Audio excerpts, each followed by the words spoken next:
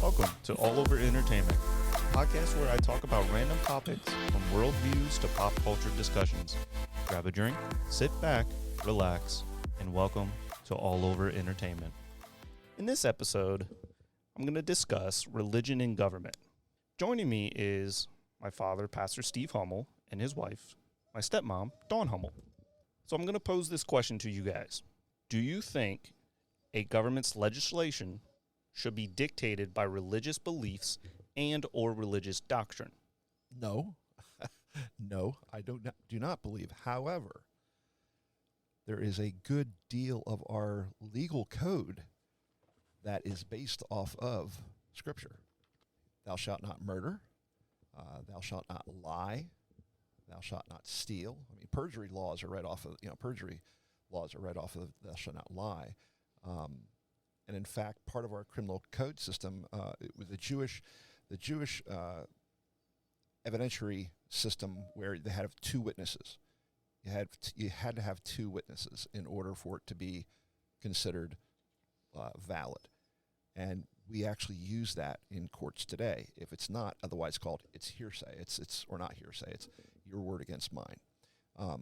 So when we have two witnesses or collaborating evidence, then that's considered more or less the truth. So there's a lot of our laws that are based off of Scripture. So you have the perjury laws of lying, murder, obviously, as well as theft, burglary. All of those are right out of the Ten Commandments. We don't have one of coveting someone's property or adultery. Those are not. There used to be adultery laws, but there are no more. But yeah, I mean, and a lot of our and that's been a big controversy is that Ten Commandments. I know down in the Lehigh Valley there was a big controversy. I think it was the Easton Courthouse had the Ten Commandments on them, and so there's a big movement to have them removed. But no, I don't think any one religion should dictate a country's or a government's laws or their doctrines. That's just not. I mean, you said it yourself right then and there, though, that we have some laws that were predicated on Christian rules or Christian upbringing and then Jewish upbringing. So right then and there, we have two different religions that have a grand effect on our system of laws and rulings and government. Correct. But again, it's two different religions. So can a religion influence governmental laws and legislation? Sure, they can. There's just, same way a morality code, can dictate or influence laws. Yeah. Like Hammurabi's code, an eye for an eye. Right, an eye for an eye, tooth for a tooth. That's, again, goes all back to, what influences those. Our founding fathers were not necessarily Christian, although a lot of people think they are. And aren't they more Protestant? Protestant is Christianity for all intent and purposes. Protestant is just non-Catholic. It's still Christianity, just non-Catholic.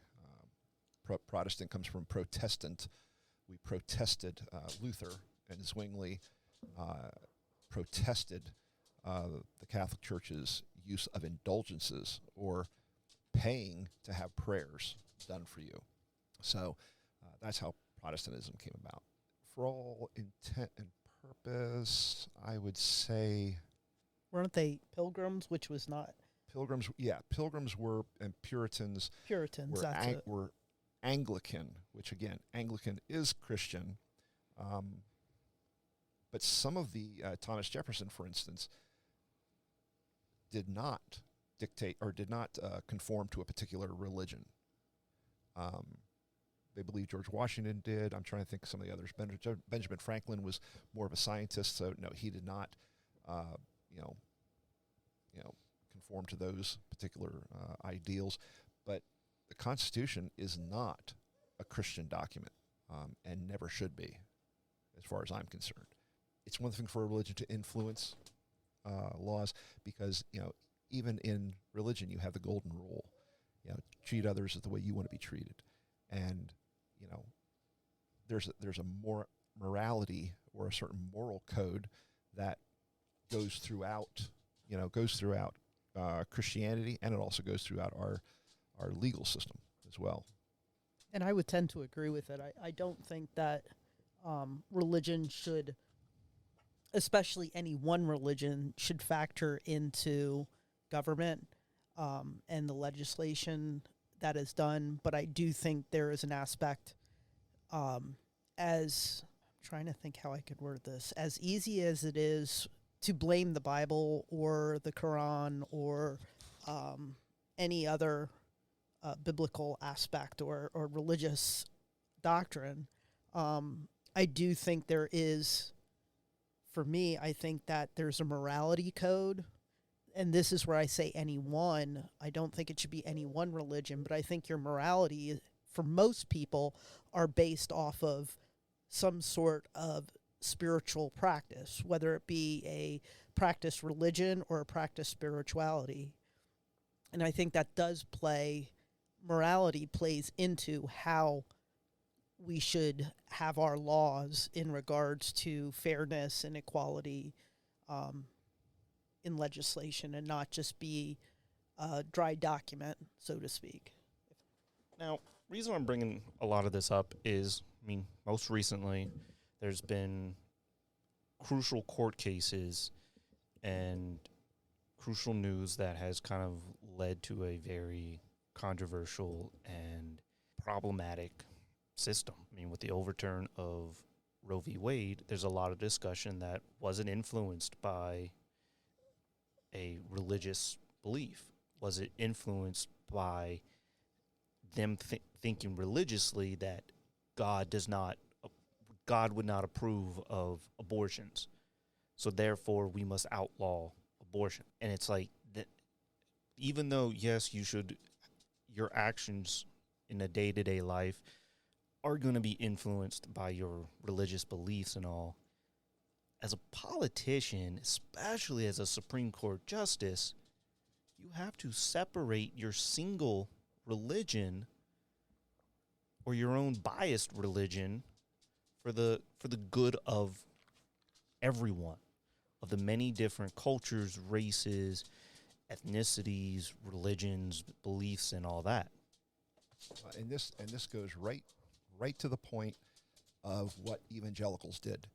Evangelical Christians completely ignored Trump's lack of morality, his adultery, his grabbing women, the whole bit, his misogynistic ways, completely obliterated that and ignored it, all for one purpose and one purpose only, because they knew that he would put justices on the Supreme Court who would overturn Roe versus Wade. That's exactly what he said he was going to do, and that's exactly what he did. And the problem with that, the big-time problem with that, is that not only is there ramifications down the road, which we've seen with a 10-year-old girl being raped, but here's what really gets me. If this was truly a morality issue or a concern over life, then they would not have come out and said that, especially some of these politicians now who are coming out and saying there's no exceptions. Perfect example, Mastriano. Mastriano here in Pennsylvania is the candidate for governor, and he says there are absolutely no exceptions. Well, then you are not pro-life, because if there is an exception for the mother, for the mother's life being in jeopardy, and he doesn't believe in that. And there's many states that have no exception. So they're not going for this for pro-life, that they're trying to protect the life of a child, or they're trying to protect a human being's life, because if they're not even going to protect the mother, then they're not pro-life. They're pro-birth. Yeah. And this goes right back to the Catholic doctrine regarding life, life at conception, and not life as science sees it, as at a time of viability, which is, if I'm not mistaken, I think 26 weeks, I believe. I think that's I believe for my paramedic training, I think it's about 26 weeks. They don't care. So, speaking of, as a paramedic, I can say, let alone as a minister, but as a paramedic, you have ectopic pregnancies where the pregnancy actually occurs in the fallopian tubes.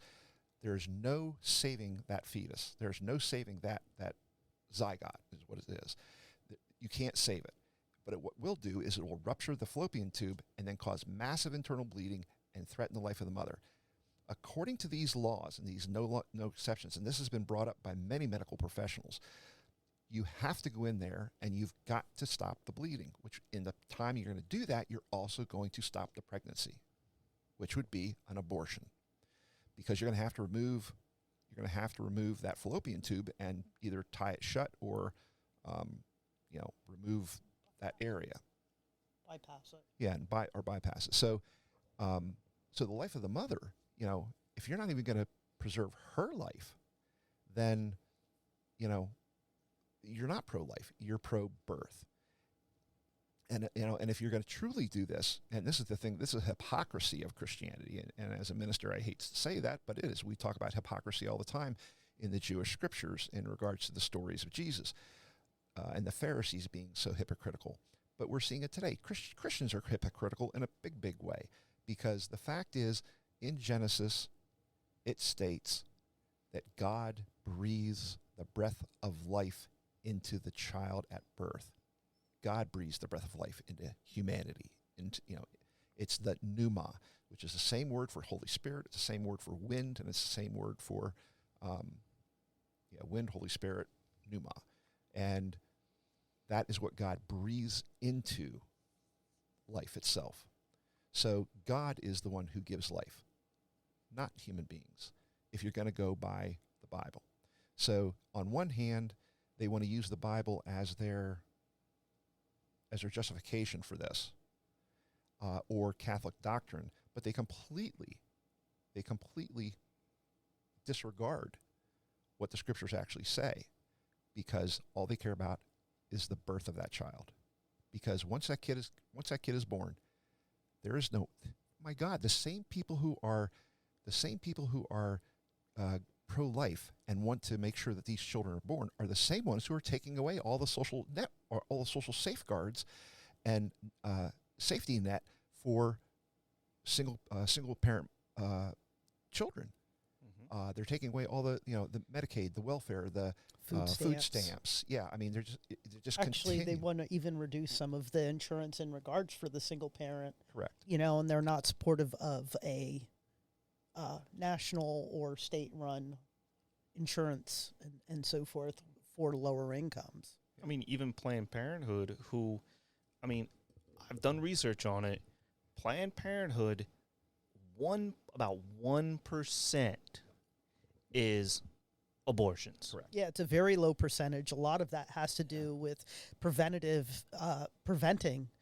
actually, and educating the people who come in there in regards to contraceptive, as well as just normal exams. Yeah. I mean, that's the majority of what Planned Parenthood does. They even do some of them can even do mammograms, and but the 99% of Planned Parenthood is teaching, is knowledge.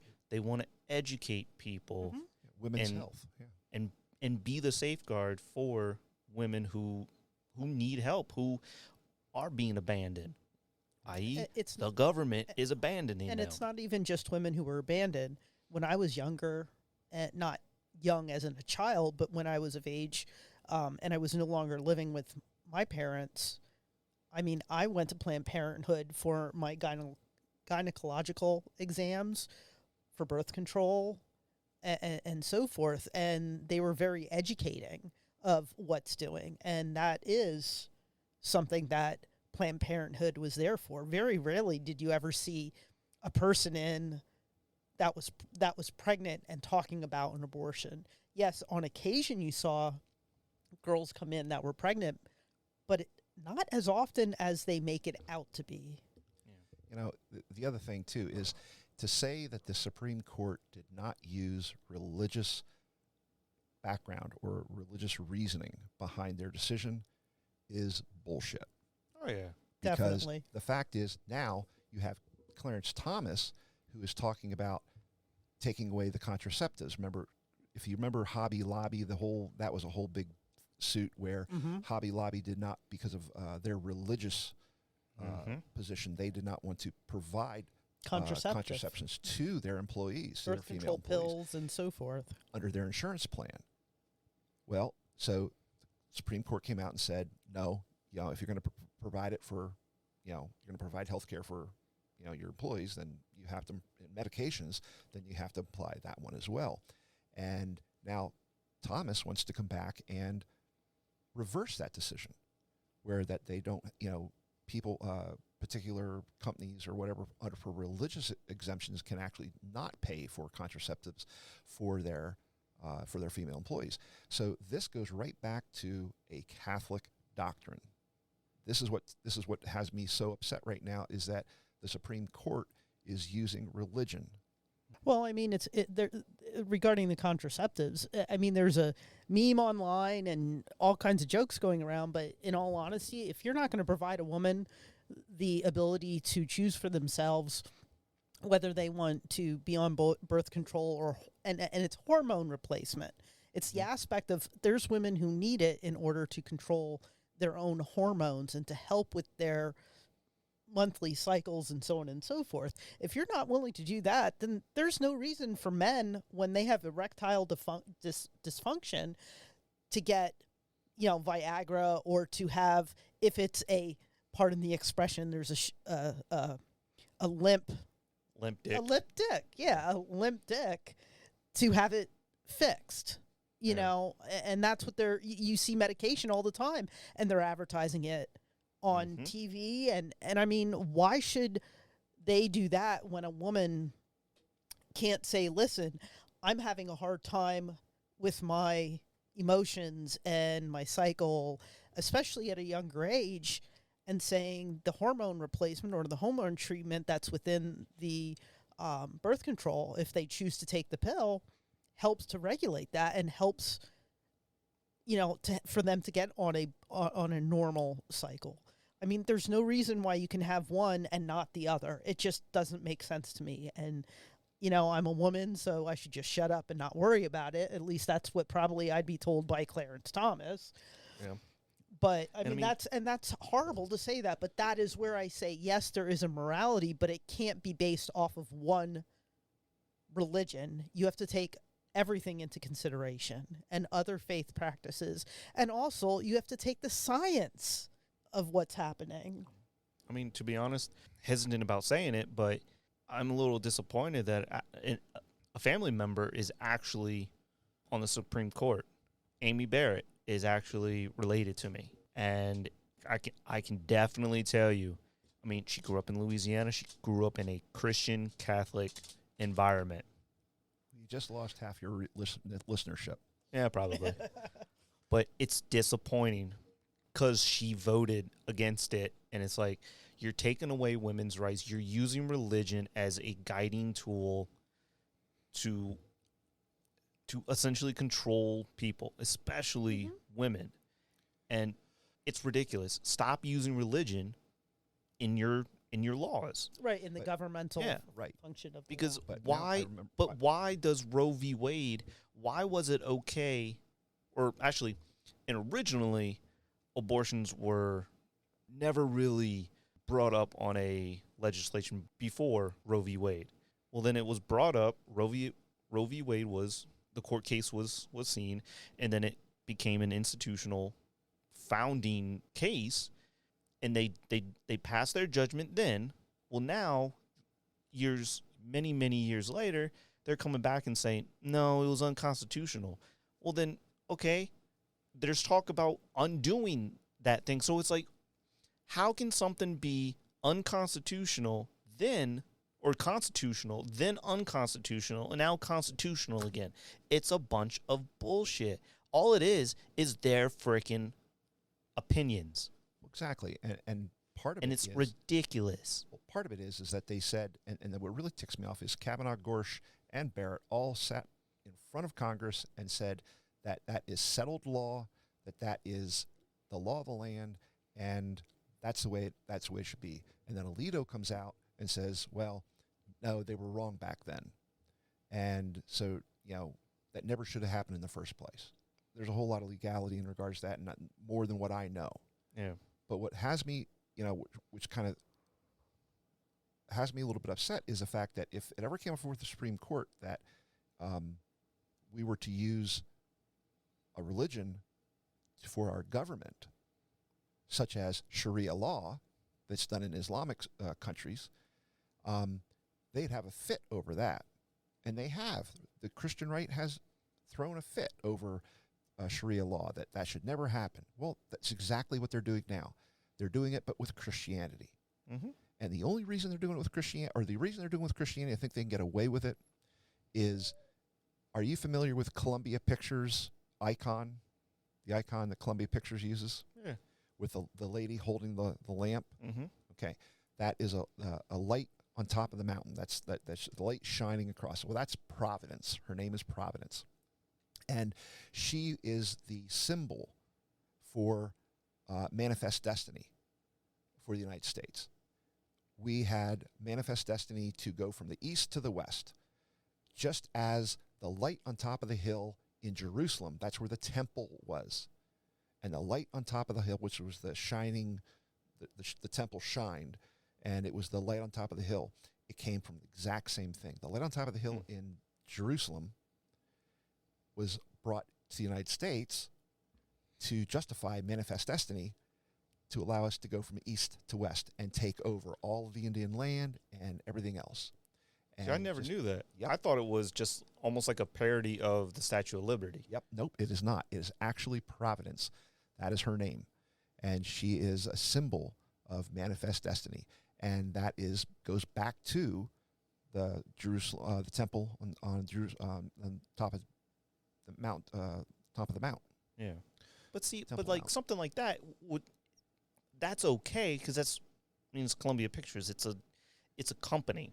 But the United States government used that justification, okay? Used that, and that was actually one of their that whole idea of this lady with a lamp. It was actually in political cartoons back in the day, where this lady with a lamp, was shining her light, and that's the United States shining her light across the plains and to the Pacific, coast, and allowed us to go in and just take over lands from whoever, because that was our destiny. That was our manifest destiny. And it all comes from, again, goes back to this whole idea. They sure as hell Jewish rolled with that. Yeah. Because, exactly. That's what happened. That's exactly what happened.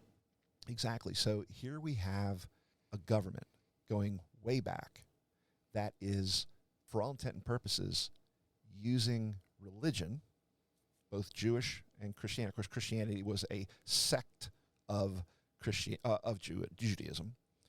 So using that as the means for laws, government, and so on and so forth. We see that, like I said, with the Old Testament.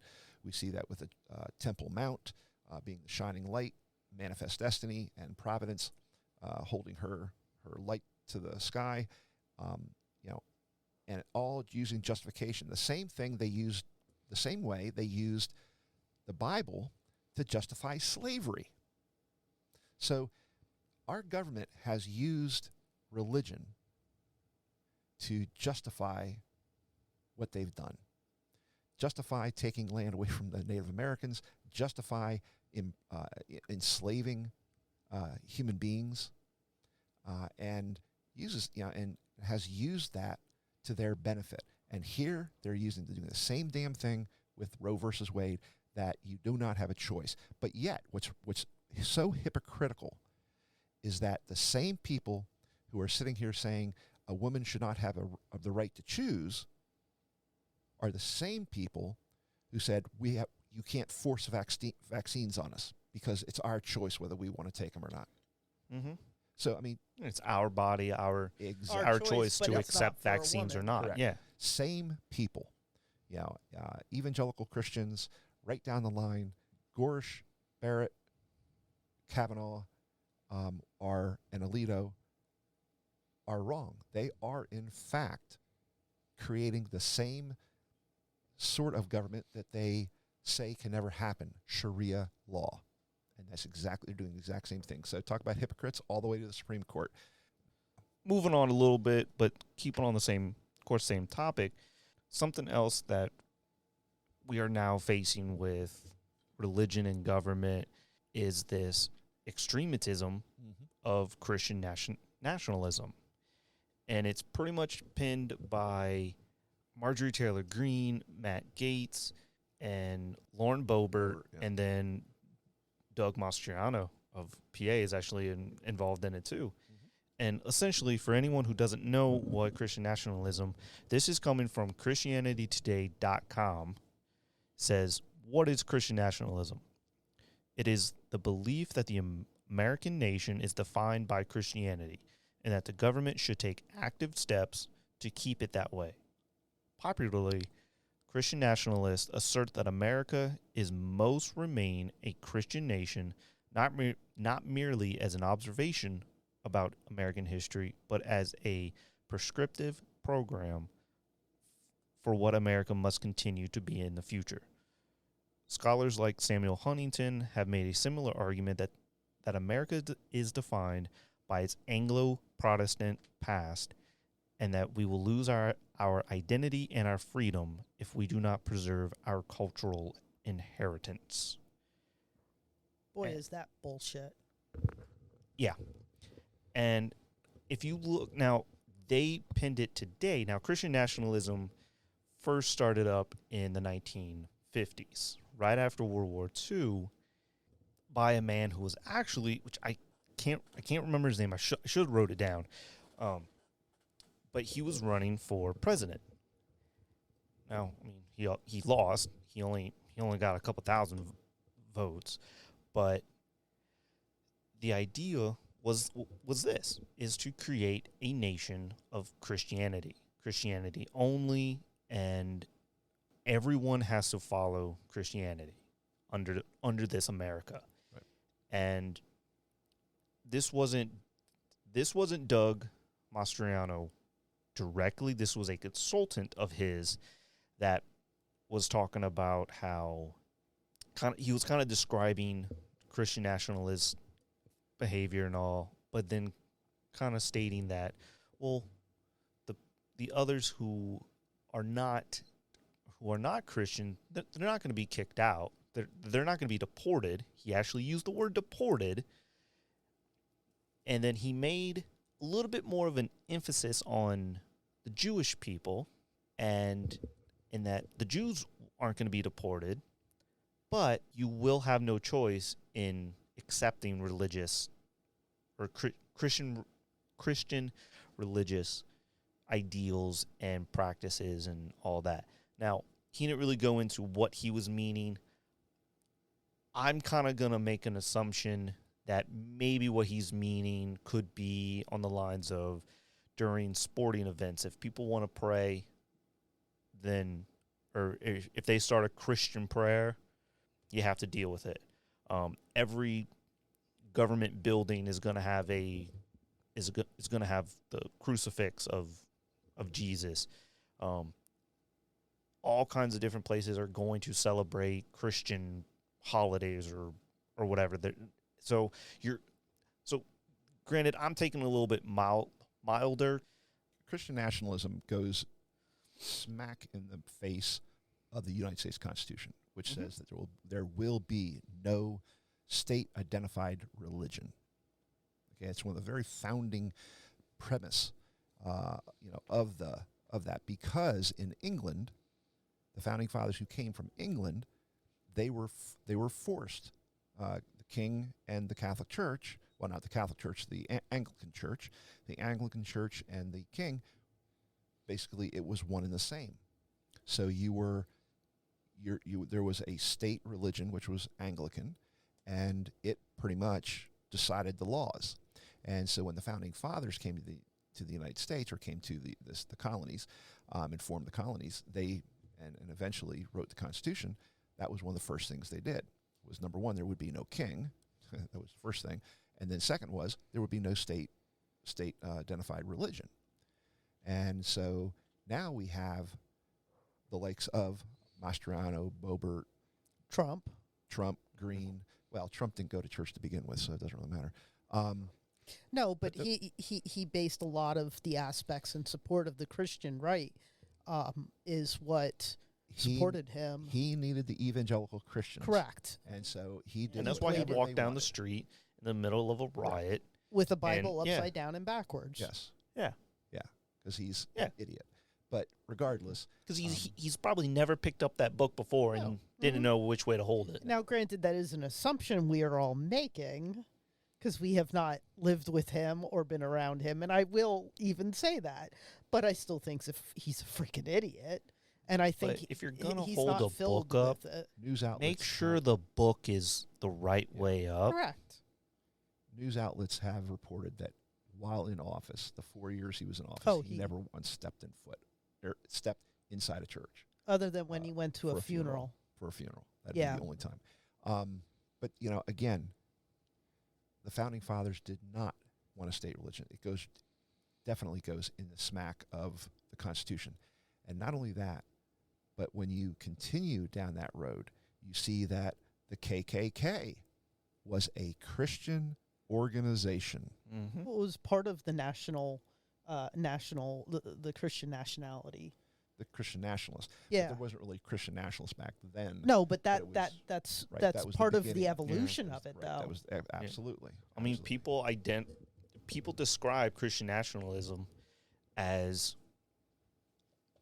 communistic or as very, very similar to Nazism. Absolutely. Well, and That's why also, it's I called mean, look at neo-Nazi. I mean, even in China, basically it's communist China, and that's how you're ruled. The government tells you what to do, Mm-hmm. and that's all. I mean, But it's not a religion. it's not a No. religion, but that's the basis of what I feel is the basis Yeah. of like the Matrianos and Right. and so forth. The direction they want to head is we're going to tell you what you can and cannot do, and if I don't like it, if that person doesn't like it, well, tough shit, Yeah. and that's wrong. You very well could be deported.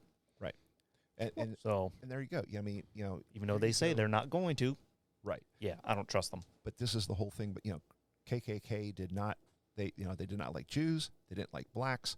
And here we have the same thing going on now. What I again find very funny is how, and of course you mentioned about following Nazism, and it's why they're called neo-Nazis, and Hitler was trying to make a white race, so you have white supremacists, and these are all based on this idea of a purity. Well, this goes from Jewish purity. The Jewish people believed in a particular purity. You're not supposed to no interracial marriage. That wasn't allowed. And so you have this same basic idea being transferred over to the white nationalists to have this pure race, and that everything else is inferior. And so now you're seeing people like Green and Boebert and Gates and Mastriano, going, actually promoting this white nationalist agenda, because, quote unquote, the whites are being overrun. Well, yeah, because the whites have been in power for how many years, and now the minorities are actually no longer becoming minorities, but will soon be the majority. And this scares the hell out of the whites.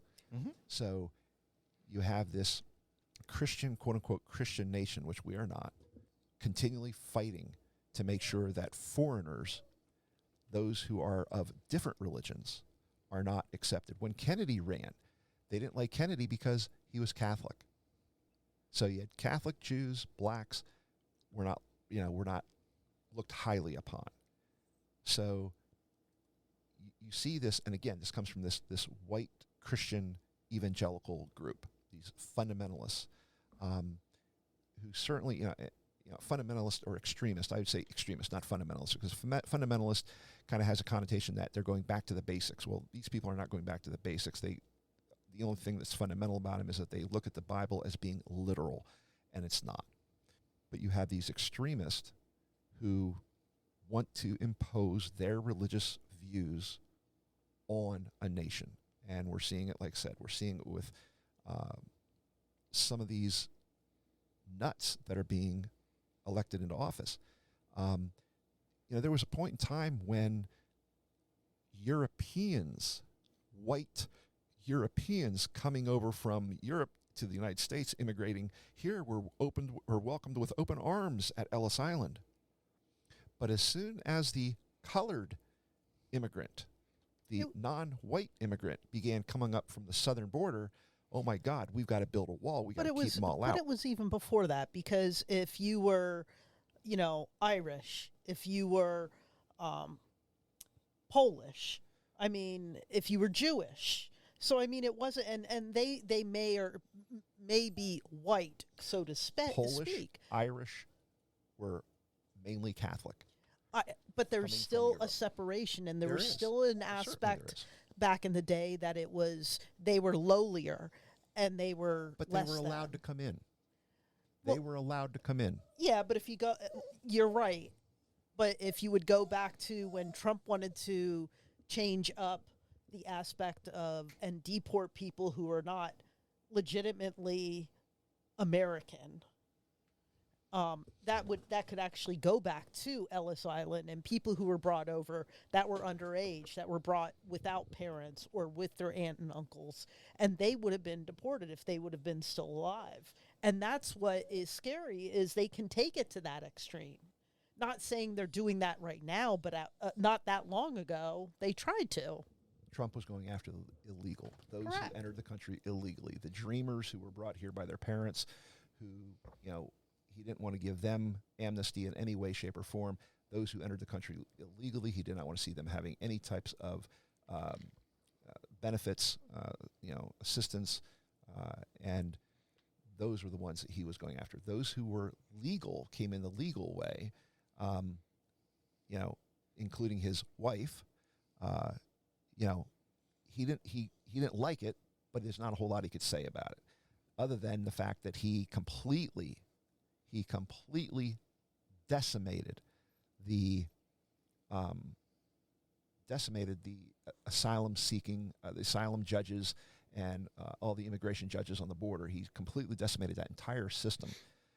And again, coming back to this Christian nationalist, that anybody who is different from us doesn't belong. Well, it becomes an us versus them, and Absolutely. we are superior. Everyone else, it sucks. Yeah. And that's why I think having,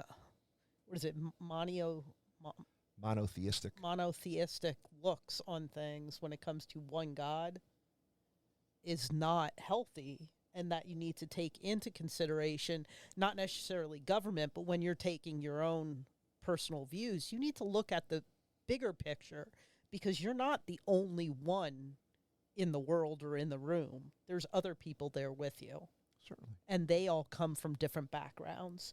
And that's why, once again, I think it's very wrong to have a government based on one religion, or the Supreme Court's instead of basing it on the Constitution, they base it more of their own personal choices. And this whole ideology flies in the face of the Constitution of the United States. Mm-hmm.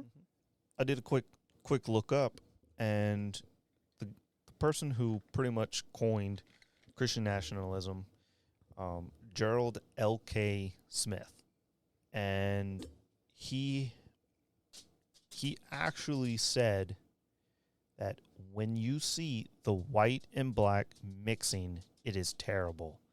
White girls dancing cheek to cheek with black men, it sickens one. And in many statements and kind of press releases and all that, he spoke with such a fury that it pretty much was a rendition of Hitler's speech. And he would be quoted in saying that the white race is being mongrelized, and that they are being overrun by the other races. Exactly what Hitler was. That's exactly what Hitler was saying. Mm-hmm. Yep. Get rid of the Jews because you don't want them intermarrying, because then you do not have a pure Aryan race. Yeah. And that's what he was going for. And this is the whole reason these Christian nationalists, these white supremacists and neo-Nazis, this is why we don't want a national religion, because when you start doing that, this is kind of extremist you get, because they're using the Bibles to make their case, Yeah. And it's not a good place to be. No. When you talk about Mongolizing the white race, this is the exact same thing the Jews used to say about the Samaritans.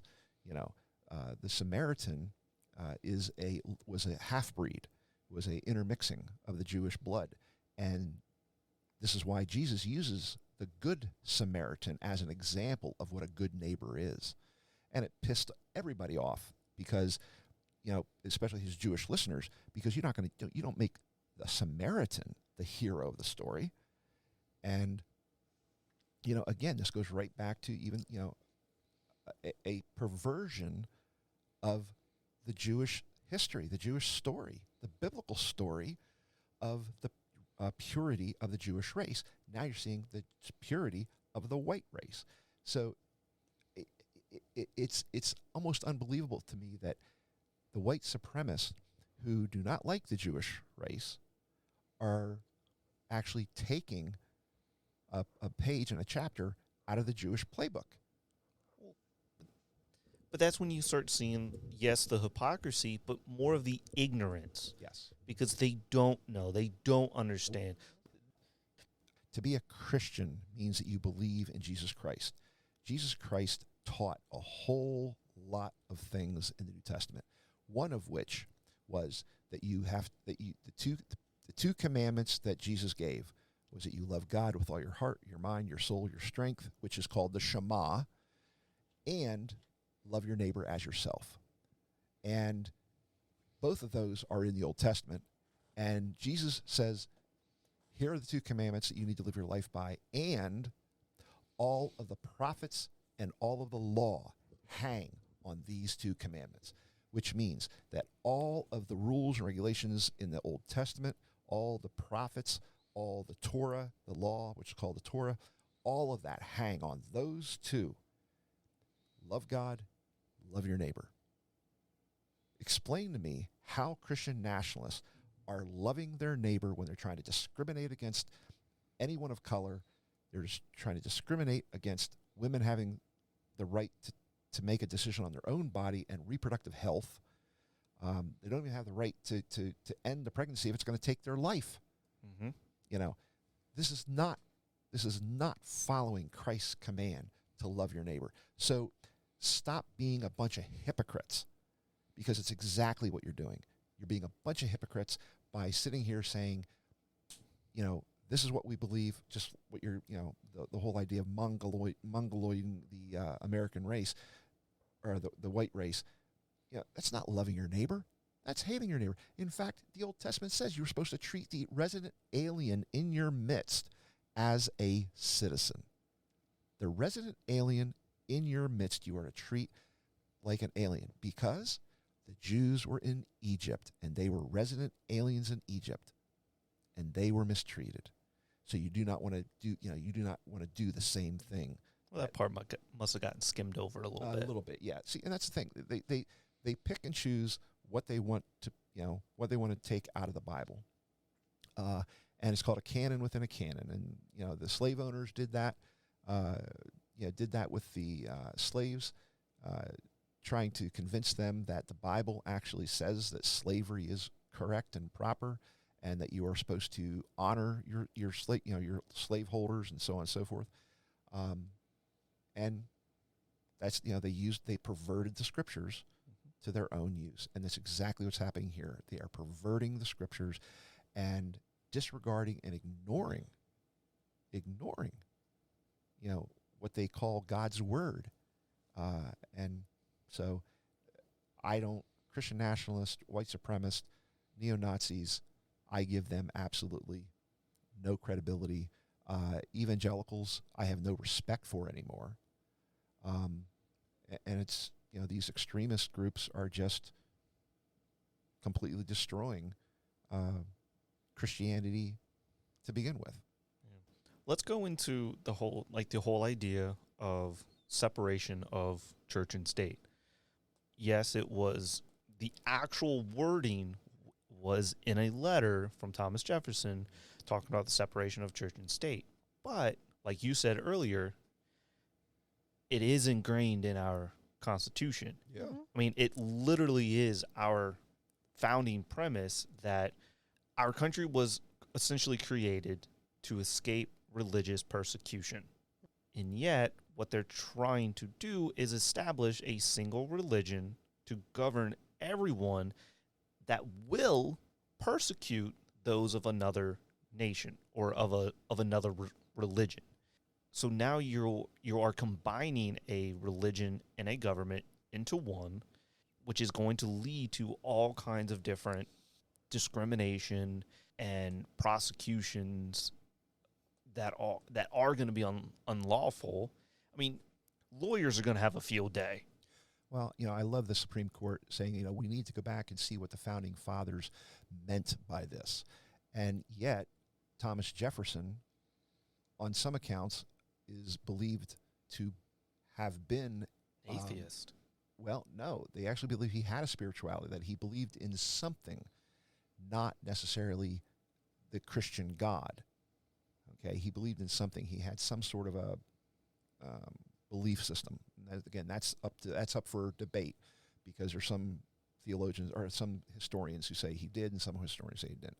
But regardless, Jefferson wanted a division between church and state, because he did not want to be forced to follow Christian laws or Christian morals that he may not believe in. Yeah. So, he states in this letter that, there should be a division of church and state. We do not want a state religion, number one, which is in the Constitution, but then also, you can't force people to follow your religious beliefs. Mm-hmm. And if you intermingle them, then that's exactly what you have, is a church or is a state-run religion for all intent and purposes. So, division of church and state, I totally agree with, and for a couple of reasons, not just because of what the founding fathers said, but because when you are basically saying that Christianity is the only religion, okay, and that you have to follow that.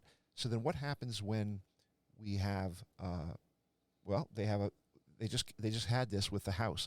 There's a house chaplain, and they always had a Christian chaplain do the opening invocation. So there was a Muslim chaplain who was going to give it, and they had a fit, but they really couldn't say a whole lot.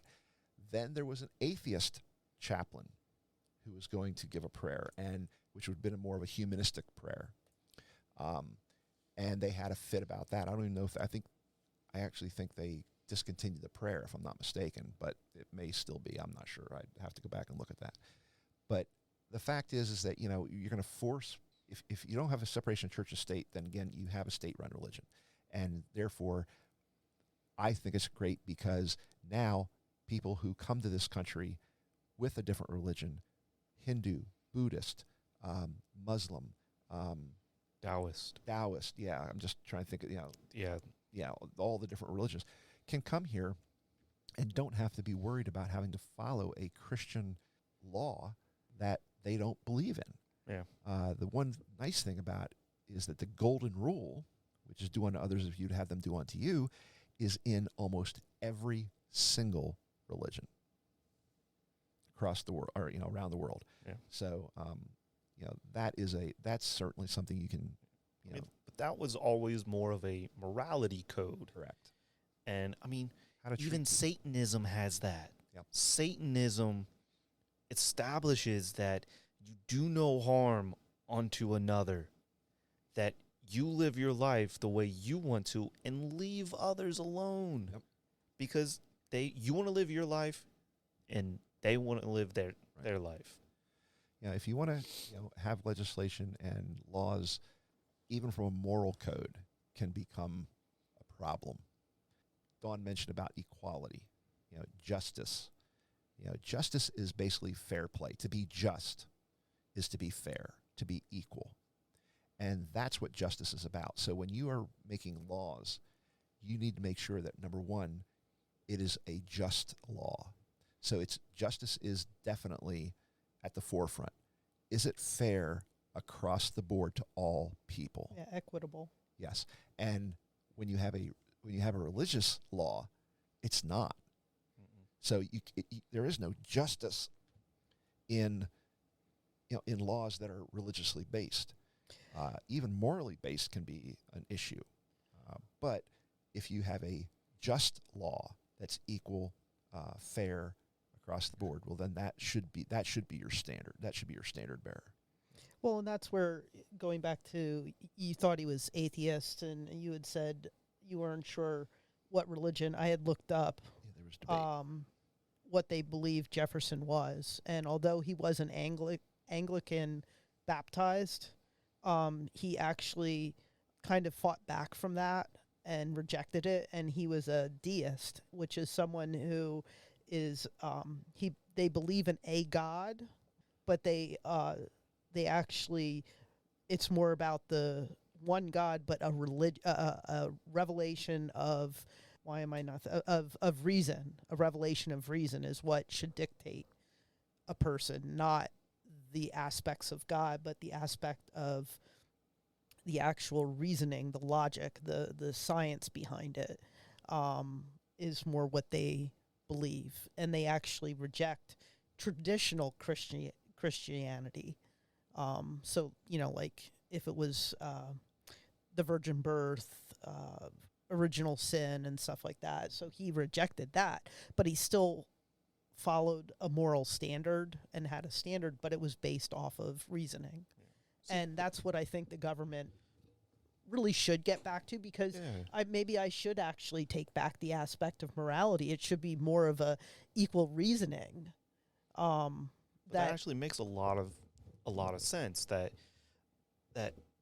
laws should be done by reason, not by belief. Yeah, and that a lot of the laws that or not laws, but a lot of, I guess, doctrine or whatever that a lot of religions have is just, well, that's what our God says. That's what we were told by our creators and so on and so forth.